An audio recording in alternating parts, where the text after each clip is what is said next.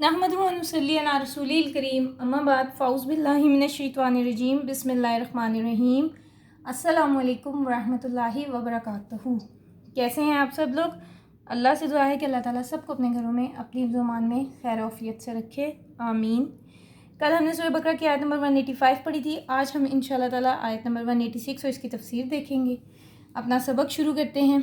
Rabbi इश्रह ली सदरी व यस्सिर ली अमरी वाहलुल उक़दतम मिन लिसानी यफ़क़हू क़ौली रब्बना ज़िदना इल्मा अल्लाहुम्मा फ़क़्क़िहना फ़िद्दीन इलाही आमीन या रब्बल आलमीन। सूरह बकरा है, आयत है हमारी 186 और पारा है हमारा दूसरा। वाइज़ा सअलका इबादी अन्नी फ़इन्नी करीब उजीबु दावत अद्दाई इज़ा दआनी फ़लियस्तजीबु ली वलयुमिनू बी लअल्लहुम यरशुदून। और ए पैगंबर, जब तुमसे मेरे बंदे मेरे बारे में दरियाफ्त करें तो कह दो कि मैं तो तुम्हारे पास हूँ। जब कोई पुकारने वाला मुझे पुकारता है तो मैं उसकी दुआ कबूल करता हूँ। तो उनको चाहिए कि मेरे हुक्मों को मानें और मुझ पर ईमान लाएं ताकि नेक रास्ता पाएं। अब अभी तक हमने क्या पढ़ा था? रोज़ा, फिर पढ़ा कुरान, और अब तीसरी चीज़ है, ये ट्रायंगल है। शुरू में मैंने जिक्र कर दिया था इस बारे में कि रमज़ान, कुरान और दुआ, ये एक ट्रायंगल बन गई है। ठीक है, तो अल्लाह रब्बुल इज़्ज़त ने आपके लिए और मेरे लिए जो रखा है ना, वो अब इस आयत में है। ठीक, रमज़ान के साथ दुआ का गहरा ताल्लुक़ है। ठीक है, रोज़ेदार की दुआ कबूल होती है, और यहाँ तो वो सारे नज़रियात बातिल करती है जो लोगों ने अमूमन मुश्रिक मज़ाहिब में रखे हुए हैं। और वो क्या है कि ऊपर वाला और नीचे वाला, वो दूर है, ये करीब वाले, वो इनकी सुनता है, ये हमारी सुनते हैं। और जैसे बादशाह तक पहुंचने के लिए दरबारियों की ज़रूरत होती है ना, और छत पर जाने के लिए सीढ़ी की ज़रूरत होती है, तो हम खुद को कैसे डायरेक्ट अल्लाह तक पहुंचा दें। और दुनिया में भी ऐसा ही होता है। आप देखें, ज़रा सा बंदा मशहूर हो जाए या बड़ा हो जाए या उसका कोई काम बढ़ जाए तो फिर उसके और दूसरे लोगों के बीच में दीवारें खिंचने लगती हैं। फिर वो कहते हैं अच्छा, अब उस तक पहुँचने के लिए आपको जी फ़लाँ राब्ते की ज़रूरत होगी, फ़लाँ को ले लीजिए। तो अल्लाह रब्बुल इज़्ज़त फरमाते हैं कि मैं दूर नहीं हूँ, मैं तुम्हारे करीब हूँ, तुम मुझे दूर ना समझो। ज़रा सी नज़रें जमाएं आप फ़इन्नी करीब पर। ठीक है, क्योंकि दुआएं कबूल होती ही नहीं है जब तक अल्लाह ताला को करीब ना समझा जाए। ये दुआ के कबूल होने की शर्त है कि अल्लाह ताला हमारे नज़दीक हैं। हम जब तक इस बात पे हमारा मुकम्मल ईमान नहीं होगा, हमारी दुआ कबूल नहीं होगी। दूर वाला तो दूर ही होता है, मान लें आप भी। आपने अक्सर अपनी ज़िंदगी में देखा होगा कि जब आप ज़िंदगी में किसी के करीब होते हैं ना, तो उसके दुख सुख भी सुनते हैं, उसको टाइम भी देते हैं, वो आपके दिलो दिमाग पर होता है। और ज़िंदगी में आप जितना भी कोशिश कर लें, आप अगर किसी से दूर रहकर एक ख़ास हद तक ही उसके करीब होंगे। ठीक है, एक ख़ास हद तक ही उसके साथ रब्ता रख सकेंगे, और करीब तो फिर करीब ही होता है। ठीक है, आप मैं इंसान एक दूसरे के लिए क्या होंगे? माँ करीब होगी, आपको कितना फ़ायदा दे देगी। शोहर आपके करीब है, वो आपको कितना सुकून दे देगा। बच्चों को अपने करीब देखकर माँओं को कितनी खुशी होती है। लेकिन सबसे बड़ी कुर्बत व इज़ा सालका इबादी अन्नी फ़इन्नी करीब, मुझे दूर ना समझो।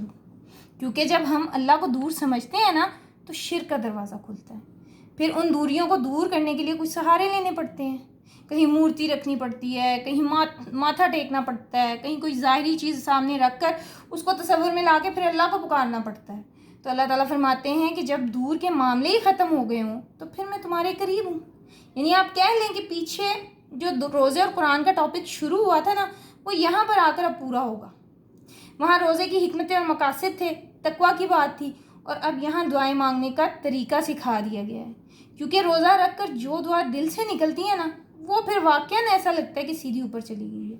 उसका ये नहीं मतलब कि सिर्फ रमज़ान में ही दुआएं मांगी जा सकती हैं, नहीं, हर मौके में, हर महीने में, हर वक्त दुआ मांगी जा सकती है। और आप देखेंगे कुरान नाजिल हुआ है रमज़ान में, ये भी तो एक बहुत बड़ी बात है ना कि इसी कुरान ने रमज़ान को खैरन शहूरन बना दिया। इसी कुरान की वजह से ये उम्मत खैरुल उमम कहलाई, और इसी कुरान करीम के बायस हरमैन को इज़्ज़तें मिली। आज अज़मत क्यों है इतनी? ये कुरान ऐसी चीज़ है कि जिसके हाथ में भी आता है, अल्लाह ताला उसके लिए दुआओं का रास्ता भी खोल देते हैं। आम लोग दूसरों के पीछे फिरते हैं, दुआ कर दें, दुआओं में याद रखें, आपकी दुआओं की ज़रूरत है, मान लेते हैं। लेकिन कुरान पढ़कर आपको खुद दुआएं मांगना आ जाएंगी। आप जब 30 रातें अल्लाह के सामने खड़े होंगे, या 30 दिन रोज़े से होंगे, یا کہیں اعتکاف کا موقع ملا تو اعتکاف کریں گے، پورے قرآن کو دورہ قرآن میں سیکھ لیا، تو پھر آپ کیوں نہ اپنے رب سے خود مانگیں؟ پھر آپ کیوں کہتے ہیں کہ کاش کوئی میری بات سنے، کاش میں کسی کو کہوں کہ کوئی عمرے پر جا رہا ہے تو میرے لیے دعا کر دے؟ کبھی صحابہ نے کسی کو یہ نہیں کہا تھا؟ ٹھیک ہے نا، ہلکی پھلکی بات ہو گئی، اٹس فائن. وہ یہ نہیں سمجھتے تھے کہ ہمارے لیے دعا بھی کوئی کر دے. اور دیکھیں مشرک قومیں، خاص طور پر بنی اسرائیل کا ذکر ہم پیچھے پڑھ کر آئے ہیں ابھی، موسیٰ علیہ السلام کو بار بار کیا کہتے تھے؟ فَادْعُ لَنَا رَبَّكَ يُخْرِجْ لَنَا مِمَّا تُنبِتُ الْأَرْضُ. اپنے رب کو پکار. گائیں کا واقعہ جو ہے وہ بھی آپ کو یاد ہے. ٹھیک ہے، تو جاہل قومیں دعا بھی دوسروں سے کرواتی ہیں، بزرگوں سے کروائیں گی، مولویوں سے، یا جو ان کے خیال میں بڑے نیک ہوں گے. ٹھیک ہے، حالانکہ آپ خود دعا کریں. جتنا زیادہ آپ اپنے دل میں اللہ کی محبت رکھیں گے، اللہ سے دعائیں مانگیں گے، اتنا اللہ تعالیٰ آپ کے لیے راستہ ہی کھولے گا. اور جب آپ حقیقت میں اللہ کو پکارتے ہیں تو اللہ آپ کا دامن خالی نہیں چھوڑتا.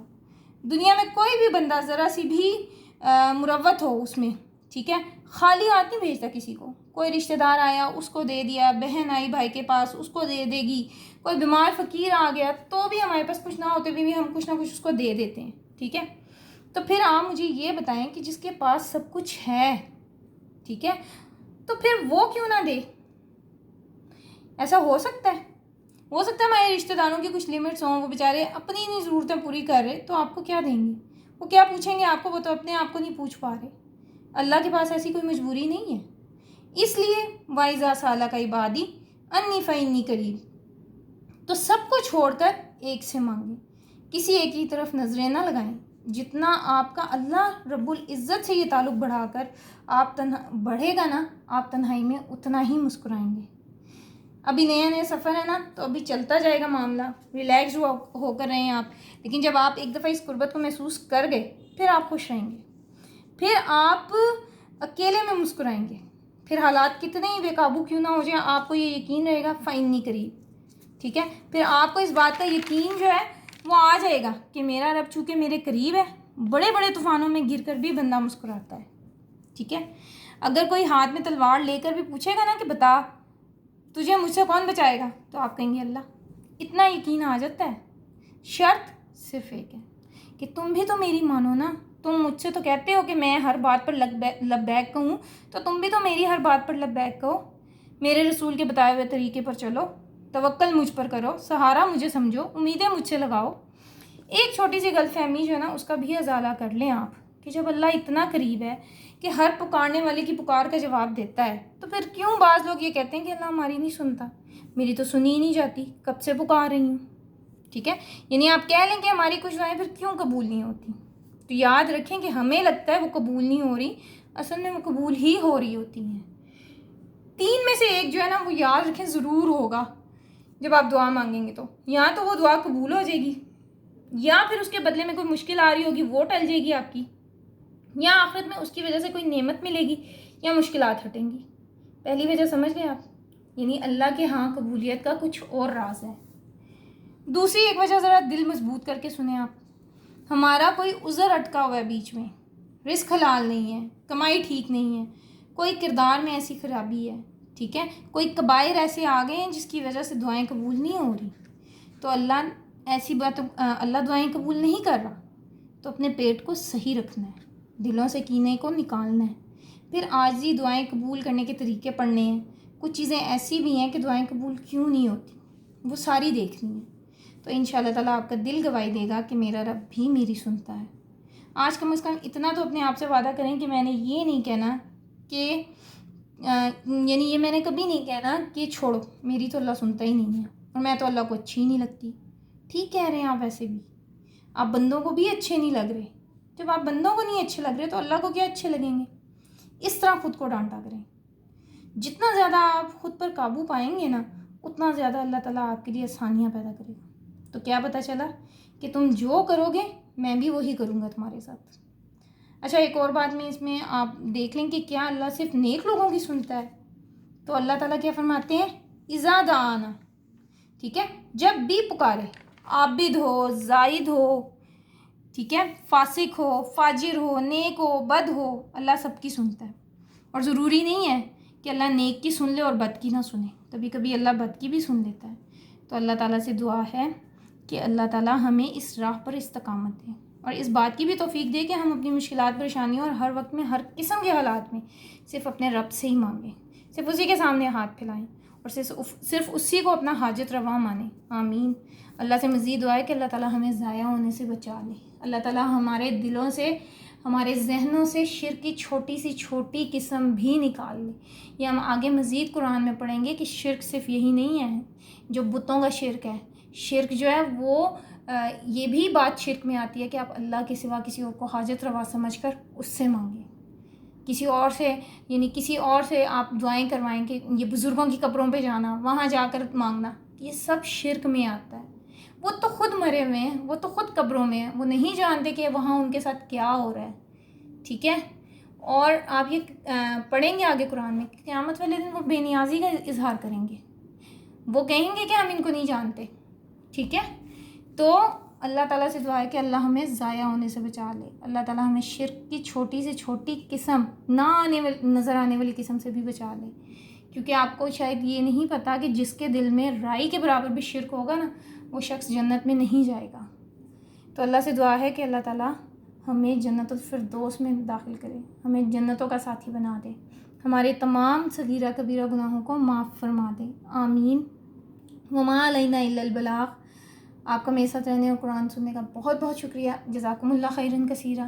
اللہ آپ کو اس کا بہترین اجر دے، آپ کو مجھے عمل کی توفیق عطا فرمائے۔ آمین۔ السلام علیکم ورحمۃ اللہ وبرکاتہ۔